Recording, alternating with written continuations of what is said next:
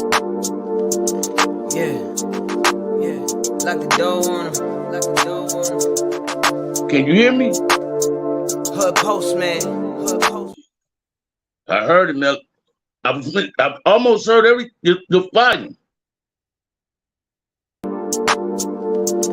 Yeah, yeah. Lock the door on him. Lock the door on him.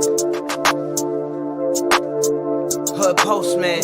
Hood postman. Perfect grind all the time, baby. Yeah. Cali finest, baby. Proof of grind all the time. Music money. Got a dollar sign. Hub City. I'm a street nigga. Streets fuck. Yeah, yeah. Lock the door. Can you hear me? That's crazy, man. I can't hear you. I cannot hear you, man.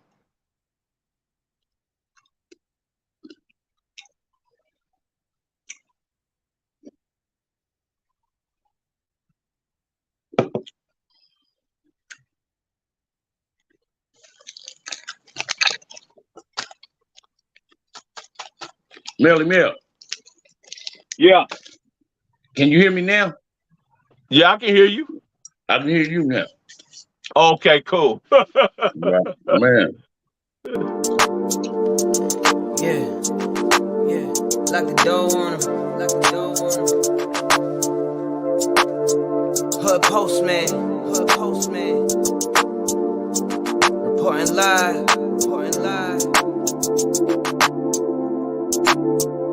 This the hood postman, come and check the program. You ain't from the streets, this is something you should know, man. Running from police, gotta grip the wheel with both hands. Speeding down the interstate, please do not approach him. 40s in the fridge, got the caddy in the driveway. Get all out of my face, I don't wanna violate. Looked up in the mirror and I told myself, why wait? We took this shit worldwide, you only in 5 states. Came from the 4 corners with my 4 quarters. Showed them the style, then they stole on us. Times got wild, then they told on us. Dog, it was hard, but we had to keep it rolling. You ain't gotta ask, you know where to find me. I be in the back streets where it get grimy. It's just me and Mel, Rennie looking broad D. I be going hard till I'm in the 5 C's. Know the vibes. I'ma do it till I die. I ain't never switched sides. I ain't never had to tell a lie. Let's ride. Know the vibes. I'ma do it till I die. I ain't never switched sides. I ain't never told them up. Lie. Let's ride. Hood postman. Hood postman. Hood postman.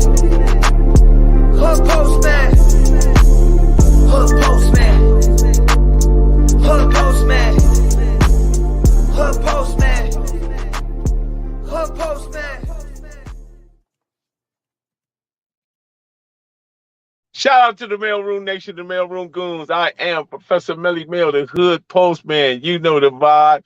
This is not a glorification. This is an education. You can go anywhere in the world and get a lot, but you come right here for the truth. We got the Bamm on tonight, ladies and gentlemen. We got the Bamm. Be sure to click the notification bell, like, subscribe, and share. Drop a comment down below so when the dope content hit, it'll feel like it's the first thing. Shout out to the Dog Man, 80 Jazzy Supreme, Marlena Williams, Postmaster General, King Mike. What's good, brother? There go Marlon Guest. We ain't seen you in so long, brother. How you been?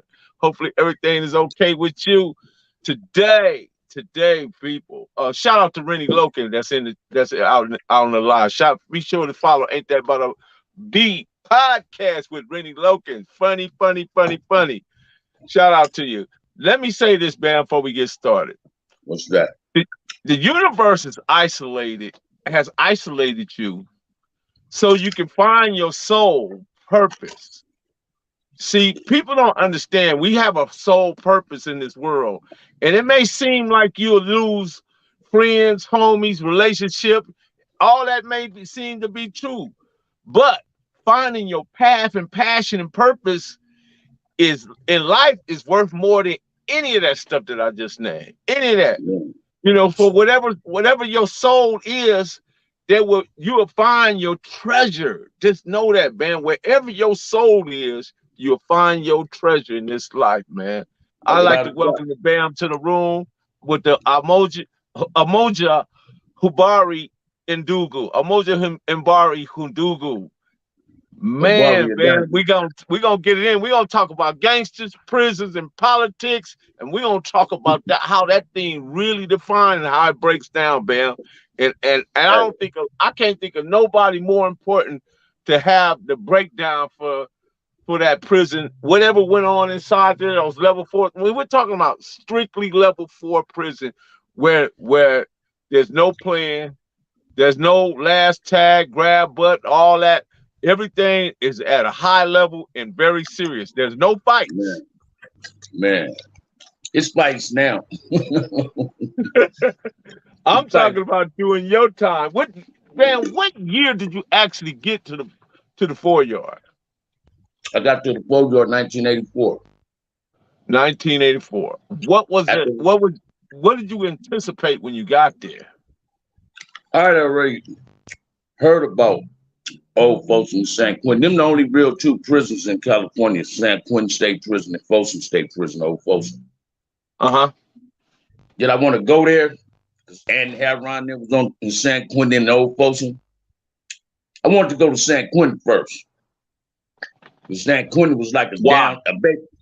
Because San Quentin, they say, man, you can fire your woman in San Quentin. It was so much money in San Quentin, the nurses were selling. The nurses were low-key prostitutes. You understand what I'm saying? And it was a black man's prison to a certain degree. And it was a lot of money there. Old Folsom, you couldn't take pictures on the main line. So wait a minute, Bam. You saying that the women there was selling that pee? Certain nurses were selling that pee, man. You know, what was the going rate, Bam? I couldn't tell you. I couldn't tell you, right? I had to ask. I couldn't tell you, but San Quentin was a different caliber than Old Folsom. Because it was bigger. But my first time going to level 4 was Old Folsom. At the race riding Tracy, after the scrimmage with the Damoos was over, the Crips, we got real deep. And a white boy busted on Big H, Tim from Harlem, my comrade. And that's what kicked off the race ride? That's what kicked it off with the white boys. And watch this. Because we had established a relationship with Catfish. Sapo was a Jama dude. He was one of the shot callers that got hit by the Emmy in Old Folsom. Him and Big Juan out the valley was calling shots on the Emmy. We had a relationship with them where they orchestrated things. When Tim got hit on the yard, I was at work. I'm handing over the police walkie-talkie. Mouse and Maitre Hoover got the keys to the yard. Tim was a lieutenant. At this time, I had just received my rank. I was a sergeant. And Mouse seen it from the H-wing. He looked on the yard from the back of H-wing and seen that white boy bust on. He didn't know it was Tim. He just know a white boy bust on the brother. And Mouse, Maitre Hoover, immediately took off on the white boy in the wing, bust on him like 3 times. They didn't lock the pen down. They thought we was just gonna let this shit slide. When they ran dinner that night, man, they used to have an unlock called a 705. You go to, Juma service, whatever, Muslim service, whatever, right? And watch this, man. Every wing took off. I ain't never in my life seen white boys jumping over the tier. They was jumping off the second tier trying to get away from us, right? They locked us down. They transferred 75 Crips. I was one of them. Cutes, Michael Stone, Tim, Freddie Mingo, Fox from Santana, Freak Fox. Daddy. He was, that's Garland Bill. Yeah, that was the homie. He was there. He was on the bus. Art from 7-4. It was a lot of us, right? And I was in the cell with Bear from Maitre Hoover. So he gave me a package slip for San Quentin. I'm sending the package slip to my mama. We went to committee that Monday. Tuesday morning, we was on the bus going to Folsom. 75 Crips, 1 BGF, 1 non-affiliated dude out of Sacramento. Dadisi was the Jama dude. Me, Tim, Old Folsom in the front of Old Folsom in one building, in the front of Old Folsom on the shower side was the orientation side. They cleared out the second tier just for us. I was sitting next to Cutes. I done heard a whole lot about Folsom St. Quentin, man, that they didn't play. Wasn't no fist fighting at that joint. and they played for keeps. But the number one factor was it wasn't no gang bang. Bloods and Crips wasn't tripping on each other. I'm sitting next to Cuse, and Cuse is lacing me. Michael Stone sitting on this one used to talk on the Great Goose and smoke and do your thing. Michael Stone trying to scare me. He's trying to throw that intimidating factor at me. As soon as we rolled up in Old Folsom, Gangster from Park Village was on the bus. That's when we found out Gangster wasn't buff. He was really fat, walking around with 2 coats on, right? We drove in the Old Folsom, man, a white police named Kobe. Looked like Obi, red hat and everything. He got on the Great Goose. He said, "It's Folsom State Penitentiary. We run this motherfucker. Ain't never killers on this main line, and 602s don't mean shit." We had to strip down to go through the metal detector. We walked in the building. We go in Old Folsom, they got metal boards like going to enter it. Metal doors, like a gladiator school thing, right? We entered that motherfucker, and all I seen was 5 cheers, Melly Mill. And I ain't gonna lie to you. I got scared. I got scared. Man, this dude named Bamm from 7-4. I forgot he was a twin. Me and him was cellies on orientation. Wasn't even orientation. Next day they called me. Dadisi was the Jama dude, and Tim, they put us in the back, in the shoe. Right? I was scared. First dude I seen the next morning, when they took me back there, I was between my comrades. Reese Cup was on one side, and Rainbow from 5'9" who was on the other side, and I was in the middle. They giving me kites, getting at me, right? And I was in the back by the committee side, but by the committee classification office. And Clarence Hoover seen me. He said, "Big Ann Sumo and them finna get at you." Andre McGowan he sent me my first care package. Andre McGowan, because he was in the shoe. McGowan. Yeah, he was in the shoe for a knife. Pretty Mike from Mona Park was in the shoe. All of them hollering at me, right? And Sumo got at me and said, "Don't be talking over the tier. Don't be talking over the tier." First time Sumo sent me a kite, he didn't even have his name on, he just had an X. He didn't write his names in kites, in Baruas, right? He just put an X, right? Then the Scorby got at me. It was a change. I went from Tracy to college. I went from the Gladiator School to the phone. And they was at war up there. But when I first got there and I looked on the yard, there was so many motherfucking blue rags, man, I thought I was in heaven. But 45% of them Crip niggas with them blue rags wasn't what they was representing. What do you mean by that? I mean by this, watch this. When I got to Old Folks, man, I'm gonna call the ball, and strike, I'm keeping 100. A lot of Crips was up there allowing, a lot of Crips and Bloods, I'm keeping 100, was allowing the Mexicans to bust on BGFs and Vanguards. That's why a lot of Crips got hit by CCOs, because they was allowing the Mexicans, they was saying if this dude ain't no Crip, they give him an okay to do it. Like that wasn't our war. But that was a black war.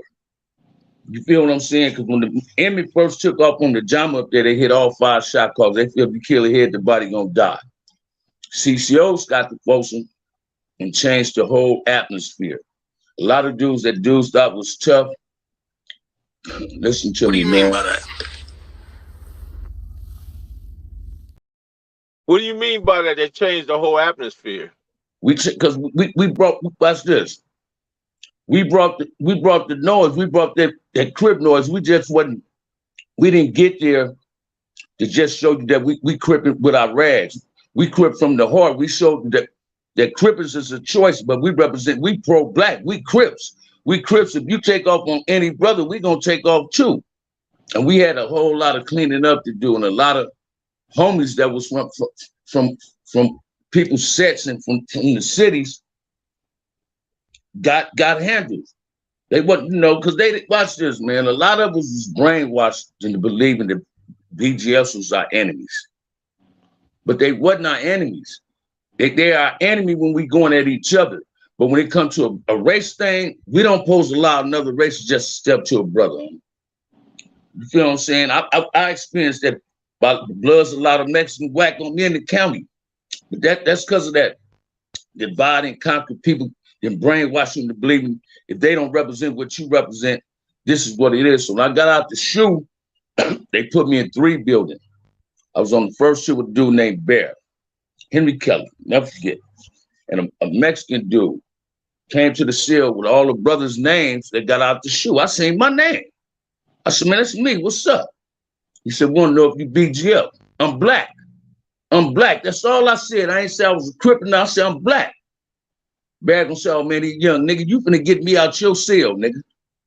You got to get me out your cell. Because when Bear went in the back, he got handled. He got bust on. A lot of Crips was misled in believing that the blue rag was succeeded being black. Your blue rag do not go past your skin. Your skin is what represents the blue rag. You understand what I'm saying? And that's when I learned the difference that I can be friends with Damus. I can be friends with certain Jamas. I met some real Jama cats.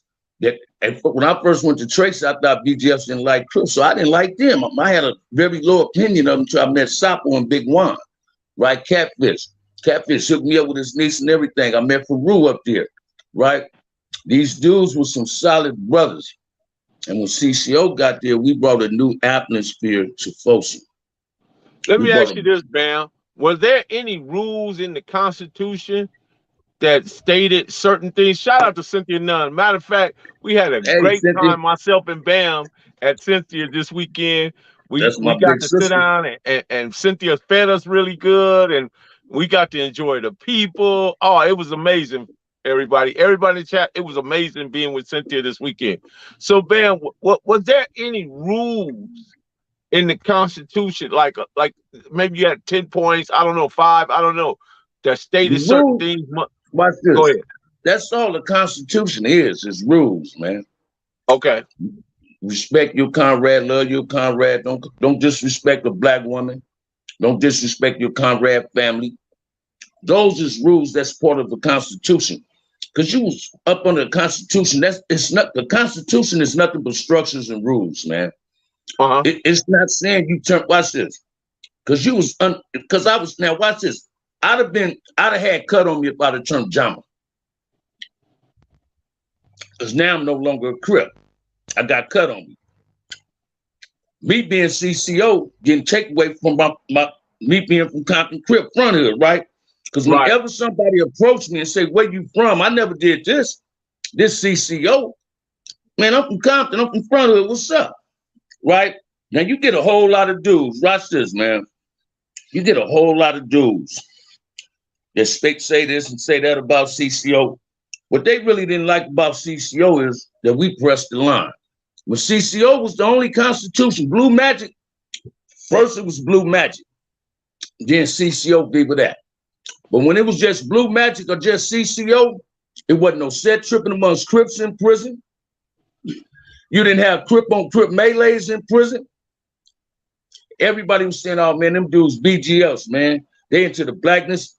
And the same people that was saying this about us had Swahili names themselves. They was reading black literature.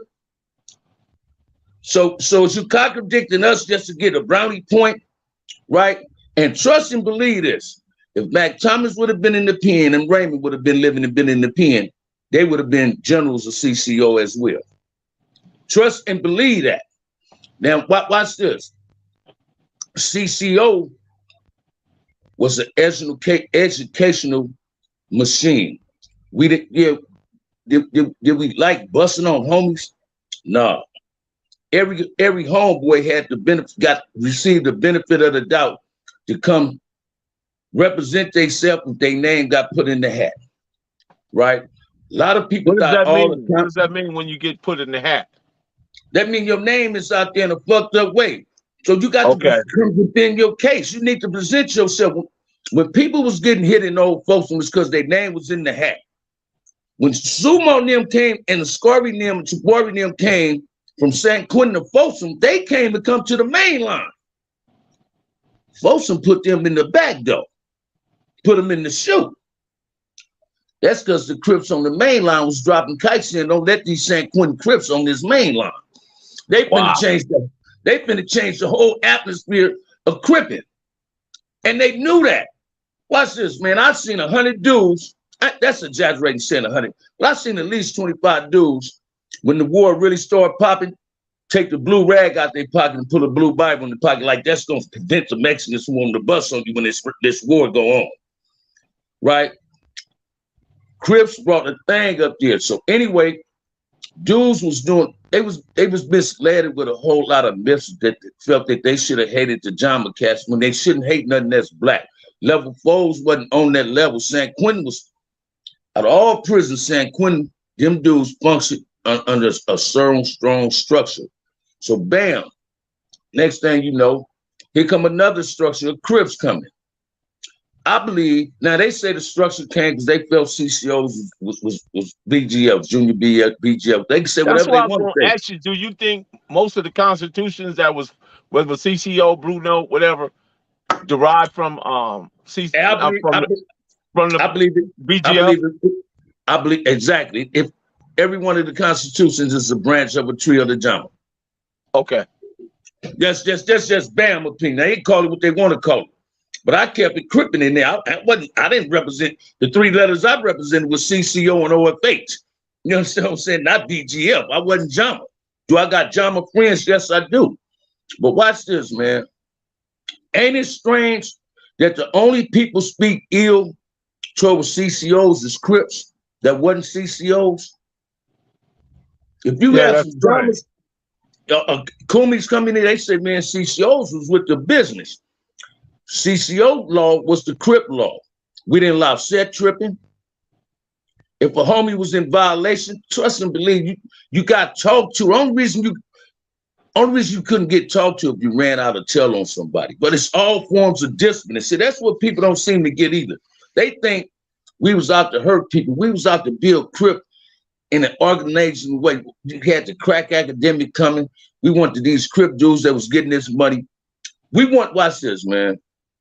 We wanted our organization to a certain degree to be exactly like the Emmy and the Jama, have some type of financial backing. And we couldn't get that. We had homies looking out for people, right?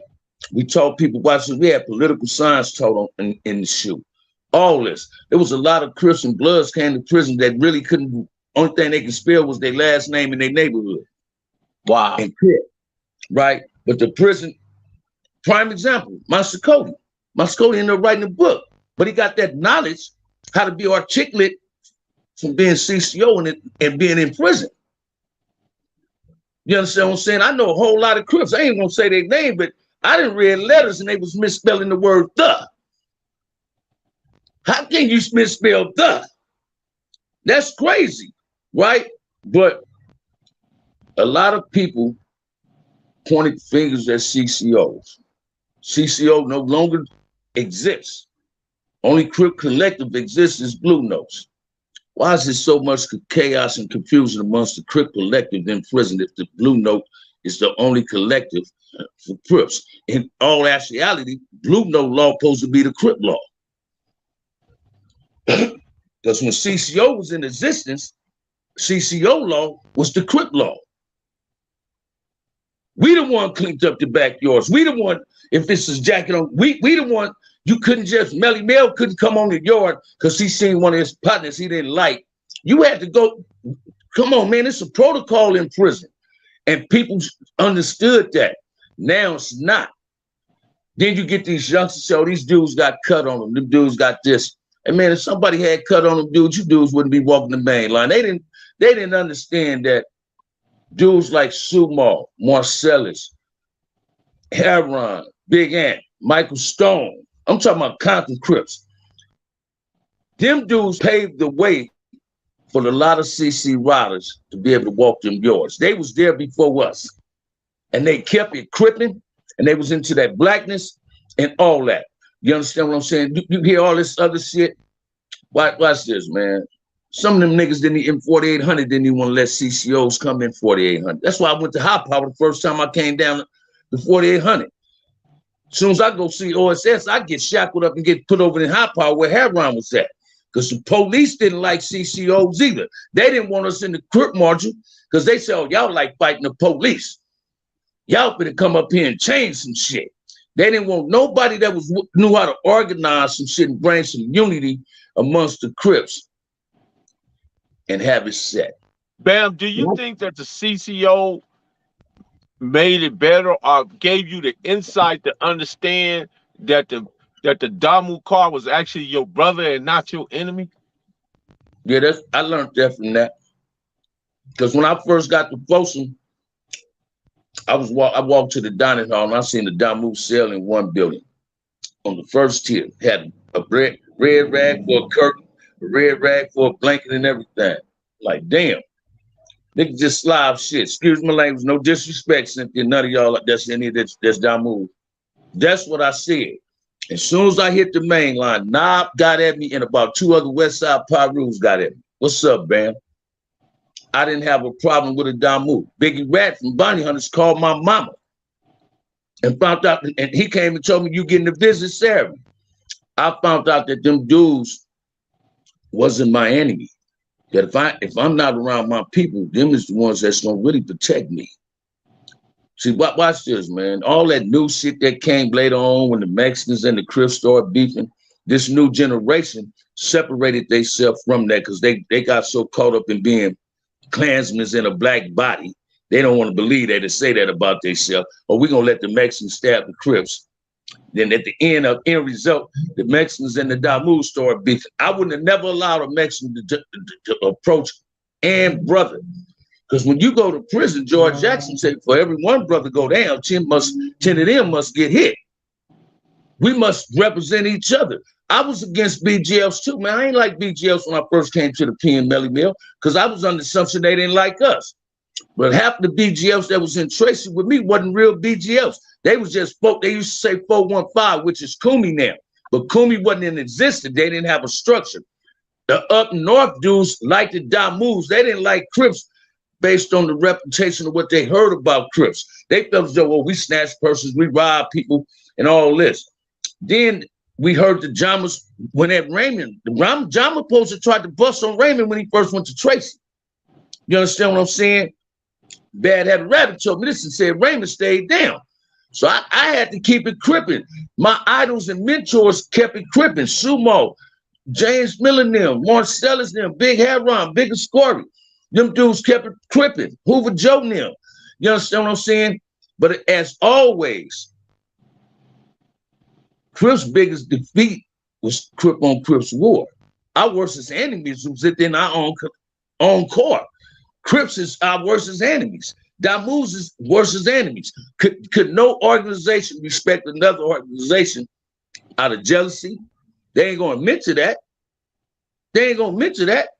How you gonna say CCOs is BGLs, but y'all reading black literature? The same thing we pushing and advocating is what y'all pushing. Y'all got Swahili names. You learning Swahili. You reading black literature. You saying, hey, let's not kill your brother. Let's not kill your sister. So what the fuck are they? It was a jealousy thing, man. Shit, one of the generals of CCO was 5'6" and 135 pounds. But he was a soldier. And mentally, his intellect was a motherfucker. You yeah, I heard about a cat named Sheik Thomas. I don't know him. Okay. I don't know him. BGF seemed like it was a good thing for brothers. Unity, culture, education, structures. Crips tried to adopt this, but refused to ditch the Crip title and affiliation due to the power of politics. No. We was always keeping it crippin'.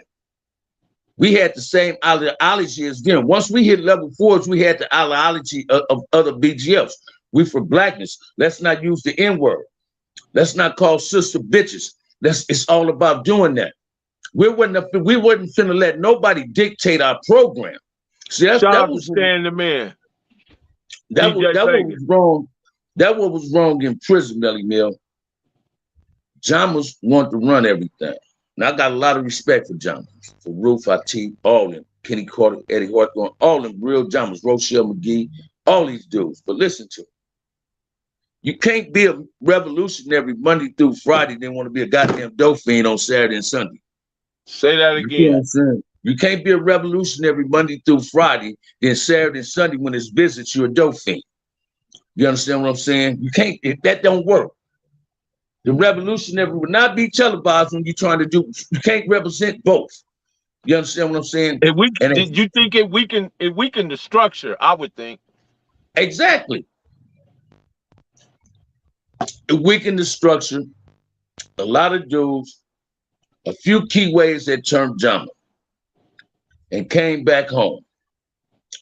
When the Blue Note tried to bust on me, I had a ex-Crip that turned BGF. We hit him in Folsom. He got hit, right? But he was Jama. He tried to come back home. He got hit. When the Blue Notes was about a few days before the Blue Notes moved on me, he got at me and did this. He said, man, y'all BGFs? I said, no, I ain't no BGF. He said, man, I got it from the horse's mouth. Y'all BGF. What, nigga, you the horse? Because you the ex-BGF. You understand what I'm saying? Nigga, you the ex-BGF. You came out your mouth, you the horse, right? A lot of people was jealous of Hoover Joe, Tabari, Pretty Tony, Sumo, and Scarby, man. They was jealous of them brothers. Big Ant. Big Ant had so many motherfuckers hating him from YTS. Because he was one of them niggas. He was one of them niggas. What made me, listen to me, man. I ain't ashamed to admit this, man. I was already a reputable baby Crip from Compton. What made me start doing shit in prison, I wanted to impress Sumo. I wanted to impress Marcellus. I wanted to impress Heron. I wanted to impress Big Ant. I wanted my big homies that was on them level 4 yards to hear about their little homie. That he with the business. Thank you, Michelle. That he with the business, right? And we had a whole lot of CCOs wasn't as powerful as everybody thought with numbers. We had a whole lot of CCO sympathizers. He asked you a question, Bamm. Exactly, brother. Exactly. So I'm So you guys with the questions, it'll be, honorable if you do a super chat along with your question. And it's greatly appreciated. But anyway, my guy, Supreme Asiatic, you my man. So that's where you win there, bro. But go ahead, Bamm. Yeah. Sorry about that. But that's bigger story. I'm little story. That's my big homie. Just my big homies. One of the sharpest jailhouse lawyers I ever met in prison. And was a superb shot. Watch this, man. I didn't have a problem with the leadership of CCO, right? They were soldiers. The only people went at them was their own soldiers. You can't build a soldier, then tell a soldier something wrong with leadership, what's gonna happen? CCOs disbanded, we disbanded ourselves. You can call the homie Sumo. He'll tell you this. Ascarby was out to court, homie. And Sumo said, if y'all want to step back, y'all can step back. I said, shit, that's gonna change that tune. Scarby ain't gonna be with that. And so enough, when Scarby come back from county jail, he said, no. If y'all felt leadership was wrong, you should have dealt with the leadership. Oh, how you gonna build a soldier and tell him that? You feel me? You hear these, you go in videos, hear these dudes talking about, oh, if I'd have been on the main line, I did this to a Scarby. Scarby ain't never PC'd up. He's still on the main line. Quick question, Bamm. Hey, who was the most impactful CCO and who was the most protected CCO? The most protected and the most impactful. In other words, who had the most influence on how the CCO, the structure of the CCO, who was the designer of it? Or if you could say, I don't know. Sumo and Scarby, you can't just say one. And from my eyes and my heart, thank you, Bo. Appreciate it. Sumo and Scarby. Sumo and Scarby. You feel me? Hey, watch this, man. Sumo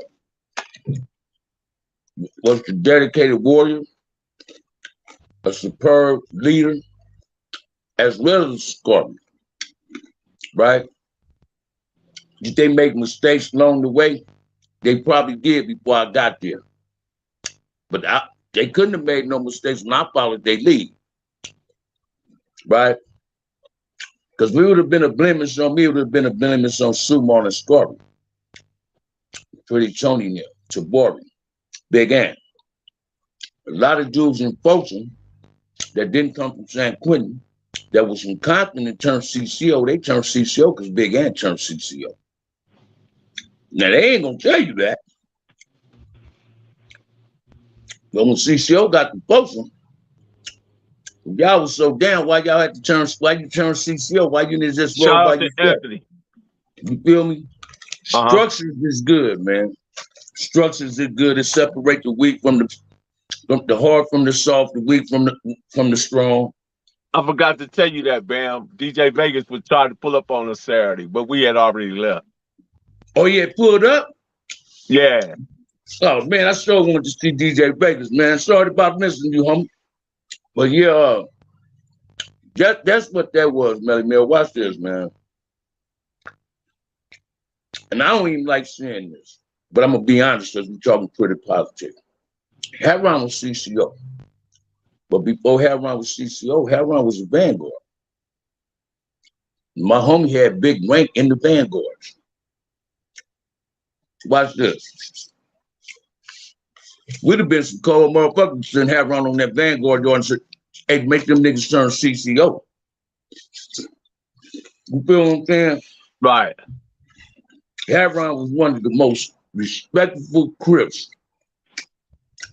in prison. And he played his position well. And by that, I mean this. And Sumo was Heron big homies as well as my big homie. You feel what I'm saying? And Heron respected and had loyalty to his big homies. You feel what I'm saying? You know, Heron told me and Ant told me in the country, don't never get up under nothing when you go to prison. So why Sumo and them was mad that I turned CCO? When y'all the ones, y'all running this shit. They running it, right? You hear a whole lot of dudes talking about they misled people. Only person get misled in prison is you misleading yourself. Trust and believe that. You got to want to mislead yourself. Ain't nobody never, I believe it's a myth. Ain't nobody ever slid nothing under my door. You'd have been in state prison, Melly Mill. Could anybody could have came to your cell, hit your door, or come to your cell and throw something in there, first thing you're going to say, hey, bruh, hey, cuz, check this out. Who you looking for? Because whoever it is, it ain't me. And give them that shit back. Only thing you're going to say. I was in Old Folsom, the one building, first floor, orientation. Exactly. You feel me? So people need to start waking up. Watch this, man. I've seen a lot of dudes with life sentences get to Old Folsom during the war, do 8 months PC up in Old Folsom. In the back in the shooter first tier was the victim tier and the PC tier. Anybody got stabbed was on that first tier, and anybody rolled it up was on that first tier. Mm-hmm. Them niggas couldn't handle that funk in Old Folsom.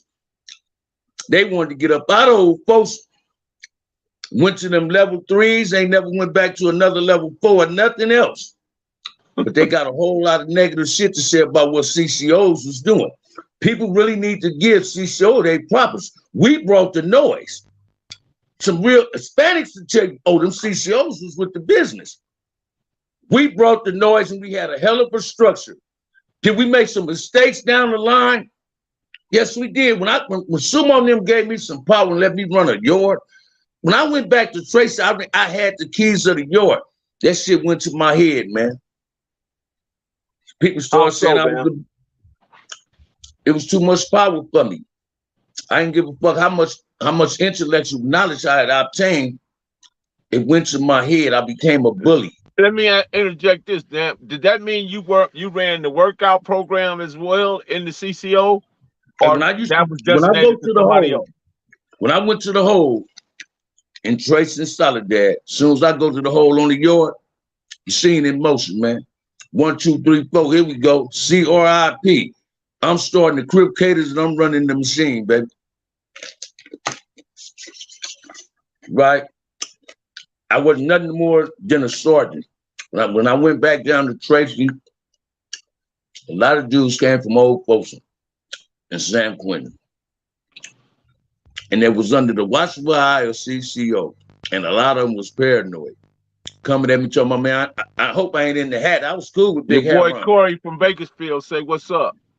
What it do? What it do, Corey? What it do? We need 2 people out your chat at the end of the raffle, though, Melly Mill. 2 people in the Bams raffle, y'all. Yeah. The cash app is there. End of the raffle. Well, listen to me, Melly Mill. I wanted to, when Chico Bell told me I reminded him of Raymond Washington, that shit went to my head. But I wanted to be the next sumo, the next. What was Scar. Chico Bell from? Just Long Beach. Long Beach. That's what really told me a whole lot about my homie AB brother getting killed. You feel what I'm saying? And this how being Chico Bell became Sellies. They put this young dumbass nigga in the cell with me from Long Beach, man. He wasn't no Crip, he was just a Long Beach dude. I allowed the nigga to come in my cell. The nigga broke my Super 3. And I caught the nigga looking at poo-poo in the photo album. I boiled some hot water in my hot pot and hit that nigga with that hot water in that cell. That nigga got to hollering like a Jesse bird, man. So they moved me in the cell with Chico Bell, right? Hey, you hit him with the hot water, man. Man, nigga, you validated me in the whole way you went in my step, got my photo, and you looking at my woman. No, we don't do that, dude. That mean I can't trust you. That nigga thought I was fixing some coffee, man. I boiled that water and hit that nigga on that top bunk so quick, man. That nigga I ain't throw it on his face. I threw it on his leg. That nigga whole leg blistered up. I wanted to hit the nigga with some magic shave on it, really fuck him over, like a gas in that nigga, but I didn't. But I gave him some experience in prison, right? And the dude from Long Beach was a tier tender in the building. Well, I was in Sentinel. And this dude, his people on the VIP records, I think. He said, man, Chico gonna let you go in the cell with him. All right, I'll go up in there. Me and Chico set it up, man. And we got tight. He said, man, you remind me of Raymond. That shit went to my head. Raymond was one of my biggest idols in Crippin'. When it came to niggas I idolized in Crippin', it wasn't Chuck. It was Raymond Washington, Mac Thomas, and Salty, Big, and Lightbulb them. Frosty, Lean Tink, my homies from Compton. I felt as though Compton Crips was the epiphany of Crippin'. I'm gonna keep it 100, right? So bam. Chico started giving me, we started talking about the thing with AB, brother. He gave me some game on it, and I respect the things he was saying on it. But I was getting transferred. And I told Chico something. I said, man, your old ass got low-key weird. You supposed to be not listening to what a youngster said, but giving a youngster some advice. And that's what people needed to understand, right?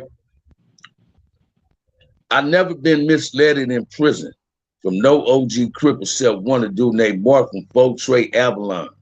He taught me how to steal. We stole from a Mexican. That was the last time I seen Raymond. He was in the county jail, I guess, with some traffic tickets before he got killed in '79. Big Haron was in the mortuary. Big Ant was in the mortuary. Michael Stone was in the mortuary. He was in 26, 28. Dude get mad at me because I'm eating the candy we stole. And the nigga killed me. We laying in the float. And Haron Seal with Haron Sellies playing spade. The nigga got to kicking me. I jumped up and fired on this big old buff nigga.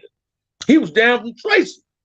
He won the fight. Gave me a black eye and everything, Melly Mill. We come going to dining hall. Raymond them see my black eye. This nigga immediately started trying to explain himself.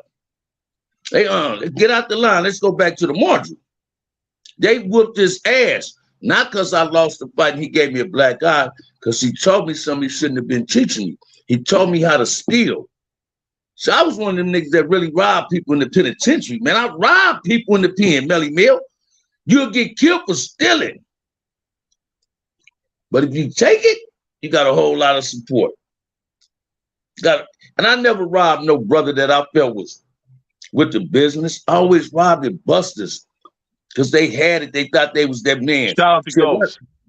A lot of Bamm, let me ask you this, though. You said, and I can see the difference. There's a difference from stealing and taking something, because when you take something, they know that you did that. Shout out to Lock and Man, Load. man, say it again. Say it again. So why so many organizations, Bam? Why so many? What you mean? Well, somebody asked that question. That's my guy Oh, from Lock and Load. I guess he want to know why with so many different organizations, why it couldn't be, I guess, one versus, you got all right. multiple. Why You got so many organizations? A lot of people need to understand this. Crips and Damus wasn't going to come up under there and fall up under the JAMA structure. To having them telling them how to live their life, how to represent what they want to represent. That's how Vanguard was created. Vanguard wasn't nothing but a gang of Crips and Damus together. Together, right? But you had some Crips that didn't want to be about. You got Crips that was Vanguards that's living today. Ain't gonna tell you they was a Vanguard, but they was Vanguards, right? But when the Crips and the Blood started coming in the pen, the JAMA seen a whole new get-out. They needed them Crips and Bloods to be up under their structure to make their collective stronger. We wasn't trying to enhance their strength. We was trying to enhance the strength of what we represented. But I'm gonna keep this 100. Every organization, every shot caller had some form of relationship with some JAMA dude.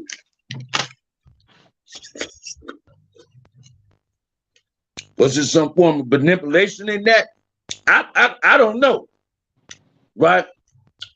But I know when people were seeing me talking to JAMAs, they were saying to themselves, see, I told y'all them CCO niggas is BGF. Look at that nigga talking to the BGF niggas. No, I just graduated. I elevated my game banging, nigga. I'm pro-black now. I'm a Crip, but I represent blackness at the same time. Ain't no brother my enemy. Ain't no brother my enemy. How important was it to keep the Usalama around the leadership? Man, it was very important. And when I was in Tracy, the first dude that said we need to put Usalama on Bamm was N-Dog from Harlem. He was L Crazy from Schoolyard 7. I called a hit on the yard. He said, man, we got to put Usalama on Bamm because these dudes don't want to bust on him. And before the Blue Notes wanted to bust on him, the JAMAs tell them what put a hit on him. Usalama is before you go any further. Usalama is security. It means security. Put security on a person in Swahili. JAMAs want to put a hit on me in Tracy. JAMAs always win that shot caller Crips in Tracy. And they put a hit on me. And the JAMA sympathizer knew about it and told me, hey, check this out. I wrote Catfish, a general of BGF. Catfish sent word back down there. Can't touch a nigga. Whenever you're a threat in leadership and you're a threat, somebody come to kill a head because they think the body gonna die. You know, man. You had a lot of dudes, Melly Mill. They was willing to get their Crip on them. The Crips was deep on them yards. If the Crips wasn't deep on them yards, they wasn't gonna get their Crip on. How do you answer that, man? BGF's paved the way for black men in prison in the 60s. The first generation of Crips and Bloods that went to prison were ignorant and put their games over their race. I'm gonna answer that the best way I know how. I guess Audrey's never been to prison. First off, BGF was created through the loss of Jonathan Jackson. Long live the gorilla. Hey, read George Jackson's book, right? Nolan and them came with it. They was Black Panther members first. George Jackson was a Black Panther field sergeant in prison. They paved the way for black men to stay down for each other. But can't nobody try to tell somebody what to represent. Slauson's was already Black Panther orientated. They was that type of gangs, they was into that. By the time the Crips and Bloods came, we wasn't into that. We was already going at each other. We was going at each other. Now watch this, man. We went at each other. As well as JAMAs went at each other. That's what fucked they structured, they collective up. They started doing shiesty shit to each other just like CCOs and BNs and UBLs and BLs. We all started doing shiesty shit and started having friction and tension amongst each other. Different factions came on. So what was going on in prison is no different than the streets. Exactly, Melly Mill. Exactly. That's just what it is. Whole lot of jealousy. Watch this, man. You know, George Jackson had a lawyer named Faith Stainer.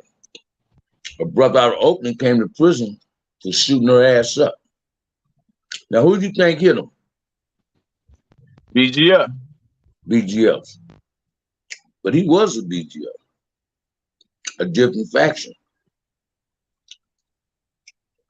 So did they show loyalty to George Jackson, or did they show loyalty to the collective, the Jama Collective?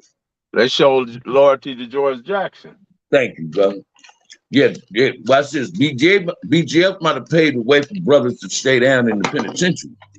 But my big homie paid the way for me to be able to come up in there and say, I'm going to keep it crippin'. That was Sue Marquis Wilson and Mike T. now, Marcellus now. Asiatic Supreme said, I have heard that the BGF lost respect because of some of them were dope fiends and had white women coming to visiting. Say it again, man. Said it, and he just, that's the honest truth. Not all of them. Not all of them. Hey, watch this, man. For some strange reason, a lot of brothers believe sisters ain't gonna stay down for you in the penitentiary, that a white woman gonna stay down for you. But if you ever went to the visiting room when you was in the penitentiary, them white boys don't be out there with no woman. They be out there with their mamas and their sisters. They ain't got no girlfriend running. That be their mamas. So if they wouldn't have been scandalous, they could, because I stayed in the visiting room with a black woman. I ain't never been in the visiting room with a white woman or a Mexican girl. Always a fine sister, and guess where she was always from? The CBT, baby. You know what I'm saying? Listen to me. So don't tell me sisters don't stay down. But like I was just saying, BGS was revolutionaries Monday through Fridays. Saturday and Sunday, some of them was dope fiends. Not all of them. I got a lot of respect for certain BGS. Let me ask you that, Bam. Let me ask, do that include the Emmy as well? Exactly.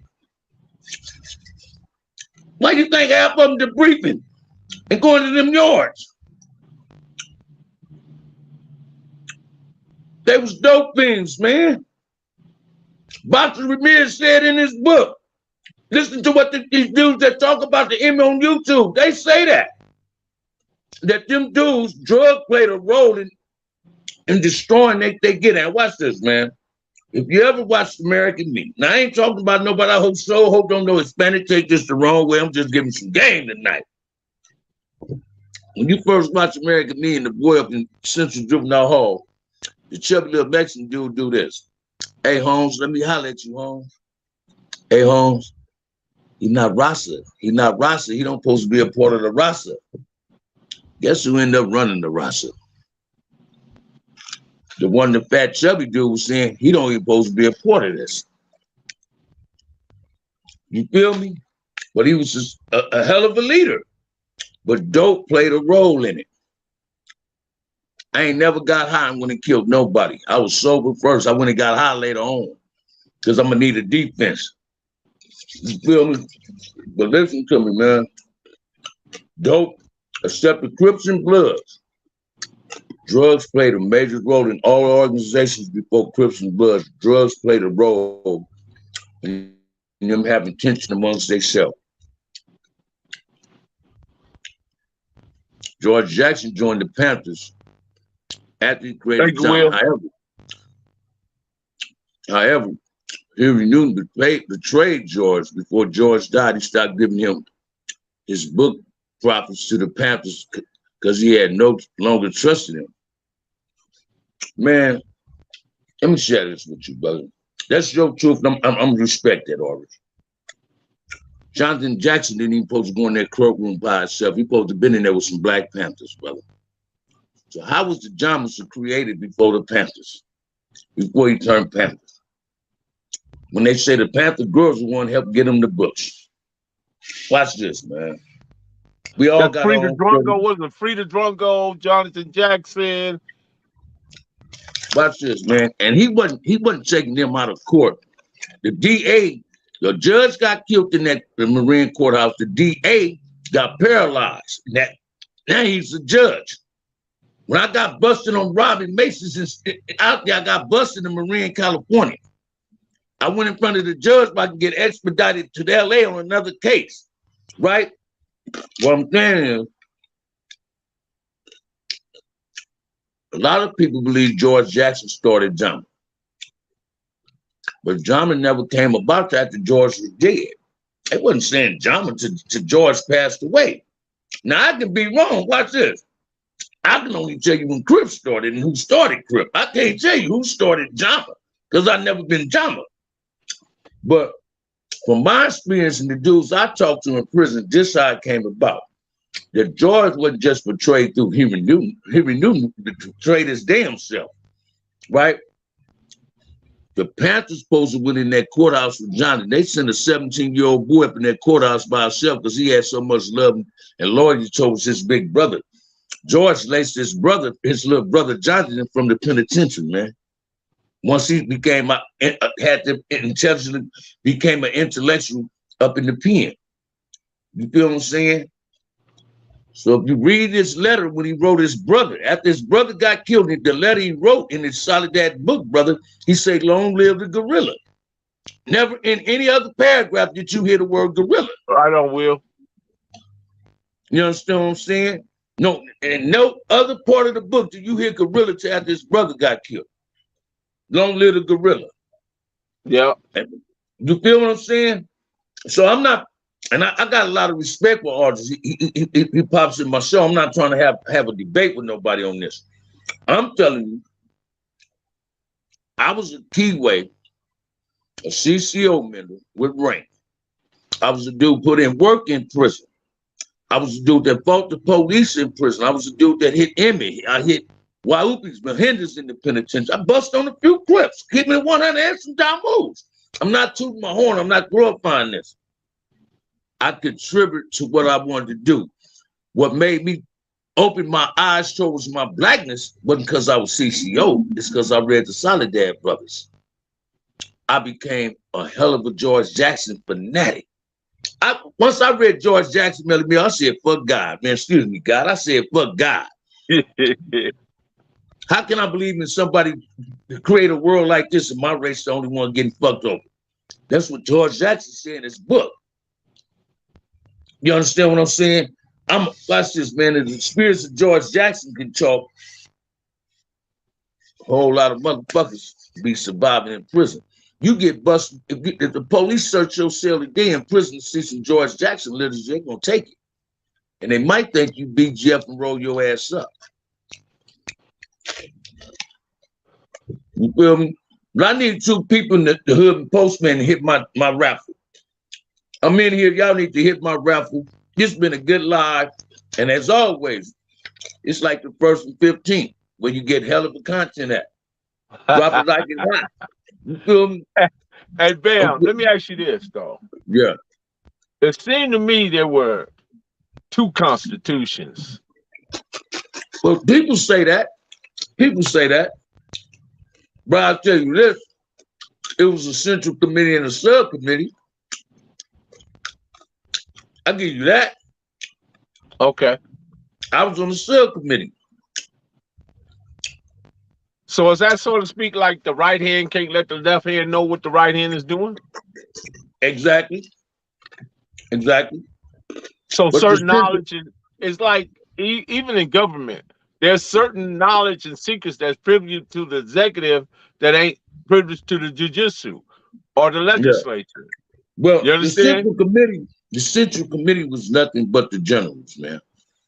Everybody on the subcommittee had rank. If I could have made it to the central committee, I might not be on the street. You understand what I'm saying? But a lot of people. So the higher, what you're saying, the higher up, like in government, the higher up you climb, the more information you was privileged to. Exactly. Exactly. Soldiers, watch this, man. In any army, soldiers is getting exactly what they need to know. You feel me? But it's one thing I learned in prison. prison to teach you how to read anybody body language and read their personal, they moves. So you can damn near know when something's going down, you're gonna feel a vibe. You feel me? Go ahead. I'm always in the house. What's up, Yvonne? Hey, Yvonne, I always say this, man. Listen to me. I think nothing wrong with the CCO leadership. I ain't saying niggas Sumar and Scarry and Anthony and Harron them have rank. I'm telling you, I never seen that. I never was misled, man. I was never misled. Did nobody mislead me? I'm gonna say this, Bam, and this coming from me. It just seemed to me, right? And you correct me if I'm wrong, that the Blue Note had more of a jealousy for the CCO than anything else. Shit, that's what it was, brother. Jealousy. Motherfuckers trying to expose another motherfucker, but they ain't exposing their motherfucking self. You understand what I'm saying? Don't point fingers at another person, 3 fingers pointing at you. Every car got busters, man. Every car got rats. Every car hibernated a rat. It all depends who the rat was. They pick and choose. Exactly. Cafeteria. You know Go through the cafeteria line, you pick what you like and leave the rest. You got motherfuckers say BJ supposed to been a rat. Let's talk about you niggas that run off doing rides and went up under tables doing rides. You niggas talking about BJ. It's somebody you niggas took out tail doing them rides. Don't point no finger at BJ if you ain't got no paperwork on that shit. If you ain't seen the paperwork, everybody know the game in the pen. I'm putting no don't snitch jacket on nobody if you ain't got the paperwork to present that. That's how I look at it, man. But a lot of the Blue Note shit came from jealousy, man, because the niggas that had rank and that wanted the same amount of power, and they had that influence. I got a lot of love and respect for certain Blue Notes. I ain't taking nothing personal. You understand what I'm saying? I ain't taking nothing personal. If CCO wouldn't have never been existing and Blue Note came about, I wouldn't have been a Blue Note, though. I wouldn't have been a Blue Note. This shit came off death row. These niggas ain't on that main line with me. Them niggas going through their own politics on death row. You feel what I'm saying? So no. I became CCO, didn't recruit me. I recruited myself. I became CCO because of my big homies. I ain't gonna lie about that. Did Anna Sumar Harron them ever tell me to go on a mission or a story? Hell no. Soldiers ain't told to go on mission. Soldiers already know what they need to do to enhance their army. I already knew what I had to do. You feel me? Go ahead. It is what it is, man. What was your relationship with my homeboy Whiskey, K Dugo? That was my road dog, man. That was my comrade, man. That was my comrade, Kadogo, man. That was my comrade, man. A dedicated CCO. Just from my perspective, I heard he had some pretty big dudes in there, man. Hey, watch this. The 2 littlest niggas in the penitentiary was hitting big niggas with Whiskey and Cuse. And Cuse thought Whiskey was bigger than him. Imagine that. And me and Whiskey have been some of the 2 littlest niggas on the yard with the biggest knives. You feel me? Whiskey didn't play. I done been on the Blue Notes that bust on Whiskey. I was on the yard with the Blue Note. And me and him had a relationship before he ever tried to get at my homeboy. I didn't take that personal. It's just business, man. It's just business. It's just business. Whiskey done bust on a few big niggas. Wasn't too many little niggas in prison for him to hit his side. You feel what I'm saying? Whiskey told the little brother was a real soldier, man. That was my comrade, man. That was my comrade. Well, Bam, we're going to leave it right there. Bring it back another time, man. We appreciate you jumping in the mailroom today and giving this education, because once again, this is not a glorification. It's an education. You can go anywhere in the world and get the lies, but you come here for the truth. And we appreciate you dropping the truth and giving those DMs and giving us an inside look into the CCO, the JAMA, and the Blue Note, and understanding that they all had their functionalities, but at the same time, had they had found a way to be together, I think it would have had a more profound impact to the blackness in which they definitely needed, so badly needed. But you want to add anything before we go, Bam? And subscribe to OG Bamm, Compton Runner, man. In the process of closing the show, just 2 people off my homeboy show enter my raffle. Y'all see the cash app up there. I appreciate it to support the channel. That's all, man. I love always doing something with you, bro. It's always been a pleasure, Melly Mill. You bring the best about a Bamm, man. You don't care back, man. Shit, I can't do no complaint. Man, we're gonna continue to do this, Bam, and we're gonna definitely go into some other areas where we try to unify the city. You know what I mean? Along with Cynthia Nunn, we'll have Cynthia Nunn and other individuals that want to be involved, and we'll unify the city. You know, man, that's what I'm talking about. We'll get on code, bro. That's what I'm talking about. With that said, man, y'all have a lovely day. Like I said on my show, ain't nobody told they love you today. OG Bamm love y'all, man. So stay black and proud, man. Every black man, stand up and defend your family. Stop defending your neighborhood. Put 100% in defending your family instead of putting 100% in defending your hood.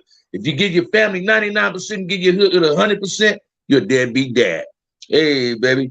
The family deserve 100. Hey. With that said, choose y'all lucky people in here, enter the Bamm raffle, and support the channel. With that said, I'll holler at you tomorrow, Melly Mill. Okay, right on, Bamm. Just to hear something like that would happen on a Sunday afternoon. Well, when you dealing with different hoods, what do you expect? Because it's the weekend, and I don't know. I can't speak for everybody else, but I'm from Santana Block Crip, so it's gonna do what it do. Amazing, man. I love it when we get the Bamm up in the mail room because he go through he got a wealth of information that I think that everybody needs to hear, and he has a way of explaining it. You can hear the passion and sincerity in his voice, that he's not capping, he's not, you know what I mean? He's just giving y'all the facts as he saw them. And it was his observable reality from a level 4 perspective. And we definitely appreciate that.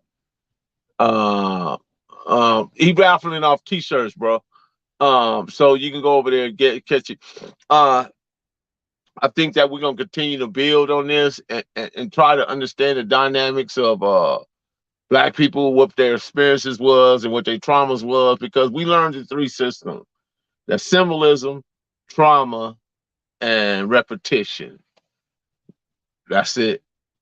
With that being said, I am Professor Melly Mel, the Hood Postman. Shout out to AZ Supreme, Marlena Williams, Thunder Bear, man, the Hen Real, whatever that is. Terrell Stewart, shout out to him. Shout out to Michelle, shout out to Cynthia Dunn, Cali Cuz. Let's see, Yvonne, what's up, Yvonne? Buddy Revel, Marcus Jones, William Fletcher, Aldrich, and once again, every GoFundMe and everybody that shot me a cash app, I appreciate you truly, and we love y'all, man. We're gonna continue to do what we do over here, and that's just it, man. Until the next time, we'll be back tomorrow. Let's go, City Hood Click. Let's go. Perfect grind all the time, baby. Yeah. Cali finest, baby. Proof of grind all the time. Music money. Got a dollar sign. Hub City. I'm a street nigga. Streets fuck with me. I'ma keep pushing products till the fans get me. It's guap off top. Diamond Cartier. That nigga wall won't give a bro bitch the time of day. They see me climbing. They see me shining. That's hard work. Proof of grinding. New money got me tipping in that 550. I leave bad man and I'm so pretty. I got that tech with me. That's my hater sprayer. Go big, grind now, nigga, play later. What can I say? I'm addicted to this paper stacking. And I don't talk about it, I just make it happen. Word on the block is that my shit go. Freaks for the low. Shout out to the Mailroom Nation once again. Marlena Williams, Postmaster General, go ahead and lock the door because we are gone.